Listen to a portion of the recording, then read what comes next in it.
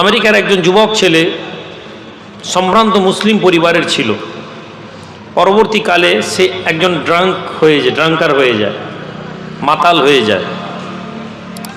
তো তার একজন বন্ধু তাকে প্রশ্ন করলো যে কি কারণে তুমি মাতাল হয়ে গেলে? তুমি তো ভালো পরিবারের ছেলে ছিলে, তোমার মা বাপ তো দ্বীনি ইসলামের পরিবেশের মধ্যে থেকে তোমাকে বড় করেছে। ছোটবেলায় তোমাকে দেখতাম তুমি মসজিদ যেতে, ছোটবেলায় তোমাকে দেখতাম তুমি ইমাম সাহেবদের সাথে বসে থাকতে। তো হঠাৎ তুমি যখন একটু ম্যাচিওর হলে, তুমি কিসের জন্য এরকম ধরনের গায়ের ইসলামিক আদর্শের সাথে তুমি আকর্ষিত হয়ে গেলে? ওই যুবক ছেলে বলেছিল যে আমি ছোটবেলায় ধর্ম জানতাম না, আমি ভালোবাসার টানে ধর্মে বসতাম, ধর্মের মজলিসে। কেননা আমার বাপ আমাকে ধর্মের মজলিসে নিয়ে যেত, আর আমি সেই মজলিসে গিয়ে বসতাম আমার আব্বা আমাকে নিয়ে যেত বলে। আমি ইমাম সাহেবের সাথে ভালোবাসা রাখতাম, কেননা আমার আব্বা বলেছিলেন যে তুমি ইমামদের সাথে ভালোবাসা সম্পর্ক রাখো। তো আমি আব্বার কথাতে ইমাম সাহেবকে ভালোবাসতাম। এরপরে যখন আমি একটু বড় হলাম, আমি যখন নিজের বুদ্ধি দিয়ে জিনিস বুঝতে শিখলাম, আমি মসজিদের ইমাম সাহেবকে শুনতাম, তিনি প্রায় বলতেন অমুক লোকেরা ইসলামের বাইরে, অমুক লোকেরা কোরআন হাদিসের বাইরে, অমুক লোকেরা শরিয়তের বাইরে। এবং ইমাম সাহেবের প্রতিটি কথার শেষে এটাই বলা হতো যে ওই লোকেরা জাহান্নামী। He never told that they are the people of hell, but he indicated that only the Muslim of his followers are the correct way, and the other all the Muslim people are not in the right way. So it made me the curiosity, it's turned to me to know what is the meaning of Islam, and I am finding the many other scholar. আমি সরাসরি জাহান্নামী না বললেও তিনি এটা আমাদেরকে বোঝাতেন যে তার অনুসরণে যারা আছে তিনি যে কথাগুলো বলেন এটাই ধর্ম, এর বাইরে আর ধর্ম বলে কিছু নেই। যারা এর বাইরে কথাগুলো চলে তারা ভুল রাস্তায় আছে। এটা আমাকে ধর্মের বিষয় কিউরিসিটি তৈরি করলো। আমি ভাবতে আরম্ভ করলাম যে এই ইমাম সাহেবের কত অনুসারী আছে গোটা পৃথিবীতে, বিলিয়ন অফ বিলিয়ন মুসলিম। তাহলে এই ইমাম সাহেবকে যারা মানে না, বা এই ইমাম সাহেবের ভাবনাকে যারা মানে না, ইমাম সাহেবের আইডিওলজিকে যারা মানে না, তারা কি সব জাহান্নামে যাবে? তো আমার এই আকর্ষণ, জানার আকর্ষণ আমাকে কি করলো না, আমার এই আকর্ষণ আমাকে কি করলো না, আমি অন্যান্য মসজিদে যাওয়া আরম্ভ করলাম। এবং আমি সেখানেও গিয়ে দেখলাম most of the Islamic scholars are equal, but their way is not same. But when they told something, their way of speaking is same, but way is another. তারা প্রত্যেকেই কথাটা একই ধরনের বলতো, কিন্তু তাদের রাস্তাগুলো আলাদা। প্রত্যেকেই বলতো নবীকে ভালোবাসতে হবে, we have to follow the Quran and Sunnah, we have to follow the Quran and Sunnah. কোরআন সুন্নতকে ভালোবাসতে হবে, অনুসরণ করতে হবে, এই কথা প্রতিটি ইমাম বলতো, but the way is not same. কেউ কোরআন সুন্নাহ ভালোবাসার মাধ্যম কাকে বলতো না, কিয়াম, মিলাদ ইত্যাদি ইত্যাদি। কেউ কোরআন সুন্নাহ ফলো করার নাম কি বলতো, নামাজ, সালাত। কেউ কোরআন সুন্নাহ ফলো করার নাম বলতো এইটা। আমার মনের মধ্যে আকাঙ্ক্ষা হলো, আমি যিনি রিলিজিয়াসলি, যিনি কোরআন সুন্নাহ ফলো ডিমান্ড করতেন, আমি তাকে গিয়ে যখন রাসূলুল্লাহর মোহাব্বতের বিষয়ে প্রশ্ন করতে আরম্ভ করলাম, তো তিনি প্রথম আমাকে একটু সুযোগ দিতেন। এরপরে যখন আমি বারবার তাকে প্রশ্নের জালে জড়াতে লাগলাম, আমি তাকে বললাম যে এই কথাগুলো তো হাদিসে আছে, আপনি এ কথা বলেন না কেন? তখন আমি দেখলাম ইমাম সাহেব আমার উপরে রেগে যাচ্ছেন। He is man on me. সে আমার উপর রেগে যেত। আবার সেম ওয়েতে আমি অন্য ইমাম সাহেবকে গিয়ে তিনি যা বলতেন তার অপোজিশন ইমামদের কথা বলতাম। আমি দেখতে পেলাম যে প্রত্যেকটা ইমাম সেম।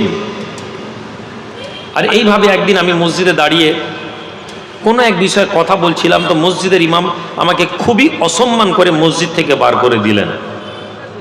তিনি বললেন তুমি ভুল রাস্তায় পরিচালিত হচ্ছ, এখান থেকে বেরো। আমাকে বার করে দিলেন। আমার মনটা খারাপ হয়ে গেল। আমি আমার জীবনের ফার্স্ট টাইম আমি একটা বারে গেলাম, আমি একটা মদখানায় গেলাম। আমেরিকায় তো আপনারা জানেন অ্যালকোহল অ্যাভেলেবেল, আমেরিকায় তো মদ অ্যাভেলেবেল। ফলে আমি গেলাম, আমার মনে কষ্ট ছিল কিন্তু মদ খাওয়ার ইচ্ছা ছিল না। এই রকম দোনামোনা করতে করতে আমার হাত থেকে গ্লাসটা ফসকে মদের গ্লাসটা ভেঙে গেল। আমি অর্ডার দিয়েছিলাম, পড়ে ভেঙে গেল। আমি ছুটে একজন লোককে এসে দেখলাম যে বারের ম্যানেজার এসে বলল, I think this is your first time, you are welcome to our bar. আপনি প্রথমবার এসেছেন আমাদের মনে হচ্ছে, এবং আপনি আমাদের বারে, আমাদের মদখানাতে আপনাকে আহ্বান করছি, ওয়েলকাম করছি। এবং এই গ্লাস এবং এই মদ যে পড়ে গেছে, এটা আপনাকে পেমেন্ট করতে হবে না। আপনি নিশ্চিন্তে আবার অর্ডার দিতে চাইলে দিতে পারেন, কিন্তু আপনি এর বদৌলতে পয়সা আপনাকে দেওয়া হবে না। তিনি বলছেন, আমার মনের মধ্যে একটা অনেক বড় একটা ধাক্কা আঘাত লাগলো যে এই লোকটা হিউম্যানিটির উপরে কথা বলল। আমি মদ খেলাম না, এর দোকানে প্রথমে এলাম, আমাকে চিনলো না, জানলো না, অথচ আমি এর গ্লাস ভেঙে দিলাম, মদ ফেলে দিলাম, আমাকে বলছে পয়সা দিতে হবে না। আর যে ইমাম সাহেব আমাকে দীর্ঘদিন ধরে চিনতো, যে ইমাম সাহেব আমার সাথে উঠতো, যে ইমামের সাথে আমি ছোটবেলা থেকে বড় হয়েছি, ডিউ টু আমি তাকে ফ্রিকুয়েন্টলি প্রশ্ন করতাম, আমি তাকে বারবার প্রশ্ন করেছি এবং সে আমাকে উত্তর দিতে পারেনি, ফলে সে আমাকে শত্রু মনে করে নিল। যে লোকের অন্তরে এত হিংসা, ঘৃণা, যার আইডিওলজি এত ন্যারো, এত সংকীর্ণ, আমি সেই লোকের সাথে যাওয়া পছন্দ করলাম না। মদ দোকানের লোক আমাকে জিজ্ঞেস করতো না আমি কোন ধর্মের, আমি কোন বর্ণের, আমি কোন ক্লাস। আমার মসজিদে গেলে আমার ইমাম সাহেব, আমাকে যত ইমামের সাথে ঝুঁকেছি, প্রত্যেক ইমাম জানার চেষ্টা করেছে আমি কোন মতবাদের লোক। আমি তার মতবাদের বললে সে আমাকে অনেক ভালোভাবে ওয়েলকাম করেছে, অ্যাকসেপ্ট করেছে। আমি তার অপোজিশন করলে সে আমার বিরুদ্ধে সম্মান দেখায়নি। সম্মানিত হাজেরিন, এই ঘটনা আমি আপনাদেরকে শুনিয়ে আজকের এই প্রোগ্রাম শুরু করছি। আজকে আমরা এই সমাজে, আমাদের যুব সমাজ, একজন ইয়াং ছেলেকে আপনি বলুন যে কি কারণে সে ধর্মটা মানবে, আপনি দেখবেন তার কাছে খুব বেশি রিজন নেই। সর্বোচ্চ যদি আপনাকে আমি ধর্মের মধ্যে আসতে পারি, আমি বলবো ভাই জান্নাত পাবে। আপনি ধর্ম মানেন কেন? আপনি ধর্ম মানেন জান্নাতের আশায়, মরে গেলে কবরে দিয়ে দিলে জান্নাত পাবো। আপনি এই পৃথিবীর জমিনে, এই দুনিয়াতে আপনি ধর্ম এই জন্য পালন করেন না যে এই পৃথিবীর জীবনটা আপনার জন্য ভালো হোক। আল্লাহ সুবহানাহু ওয়া তাআলা বলেন,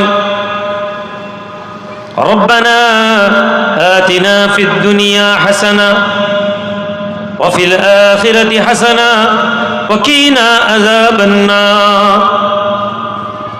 তুমি বলো, ও মাই লর্ড, হে আমার প্রভু, ইয়া রব্বি আতিনা ফিদ দুনিয়া হাসানা, আমাদের দুনিয়াটাকে আপনি ভালো করে দেন। ওয়া ফিল আখিরাতি হাসানা, হিয়ার আফটার লাইফ, আমার জীবনের পরবর্তী আখিরাতকে আপনি ভালো করে দেন।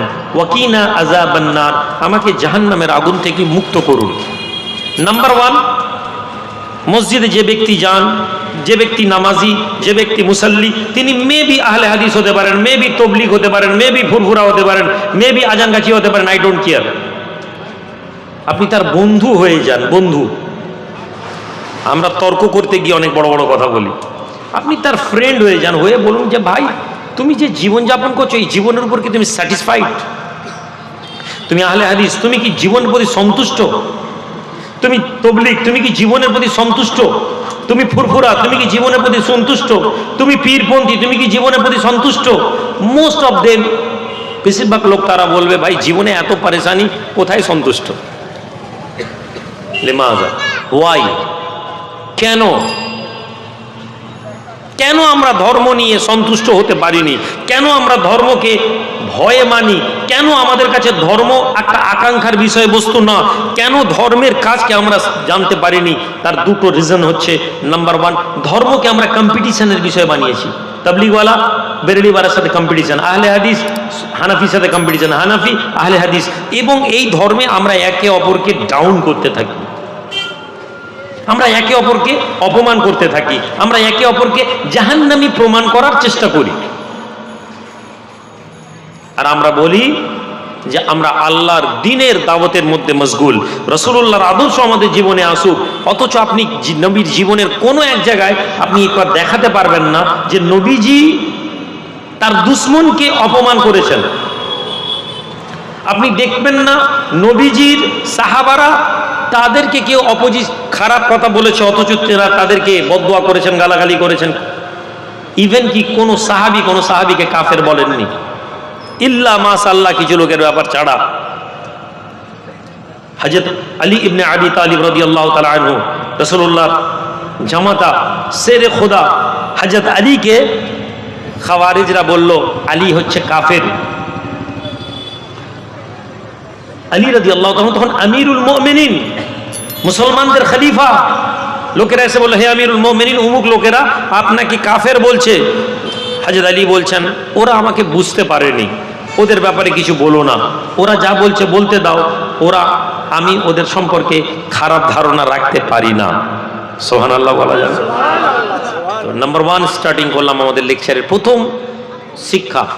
আপনি এখানে শিখতে এসেছেন ভাই, আমি এমন কোনো বড় বক্তা নই, আমি এমন বড় কোনো ওয়াইজ নই যে আমি আপনাদেরকে এন্টারটেইন করব। ওয়াজের মজলিস today it is a one type of entertaining. কে কত ভালো গজল পড়লো, কে কত ভালো কিস্সা শোনালো, কে কত ভালো আনন্দ দিল, আর আমরা হই হই করে ঘরে চলে গেলাম। আমরা কখনো বলতে পারলাম না যে আজকে মজলিসে গিয়ে এটা শিখে এসেছি, অথচ মজলিস ছিল শেখার জন্য।